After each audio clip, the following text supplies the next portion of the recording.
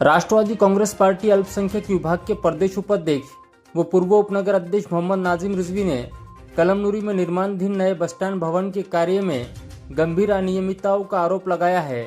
इस संबंध में उन्होंने महाराष्ट्र सरकार में परिवहन राज्य मंत्री माधुरीताई मिसाळ व हिंगोली के पालक मंत्री नरहरी झिरवाड़ को पत्र सौंपकर उच्च स्तरीय जांच की मांग की है। दिए गए पत्र में कहा गया है कि शासन द्वारा करोड़ों रुपये खर्च कर नए बस स्टैंड भवन का निर्माण कराया जा रहा है, लेकिन संबंधित ठेकेदार और विभागीय अधिकारियों की मिलीभगत से घटिया दर्जे का काम किया जा रहा है। उन्होंने आरोप लगाया कि निर्माण कार्य में भारी स्तर पर गड़बड़ियां हो रही है, जिससे सरकारी धन का दुरुपयोग होने की आशंका है।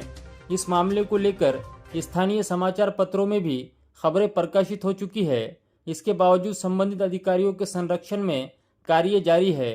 उन्होंने मांग की है कि हिंगोली के जिला अधिकारी के माध्यम से पूरे प्रकरण की निष्पक्ष जांच कराई जाए तथा दोषी ठेकेदार को काली सूची ब्लैक लिस्ट में डालने की कार्रवाई की जाए।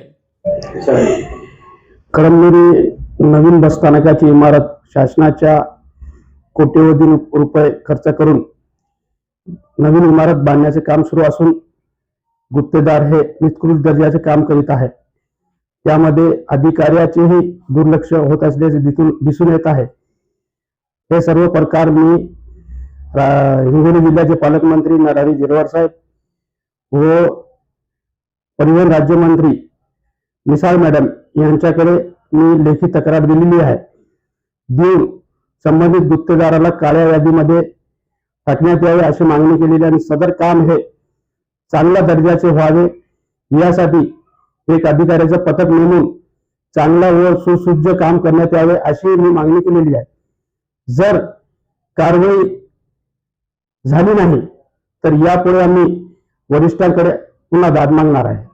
सदरील काम हे कळमनुरी शहराच्या सोयीसुविधासाठी राज्य शासनाने सुरू केलेले आहे व सदर काम हे निकृष्ट दर्जाचे होत आहेत।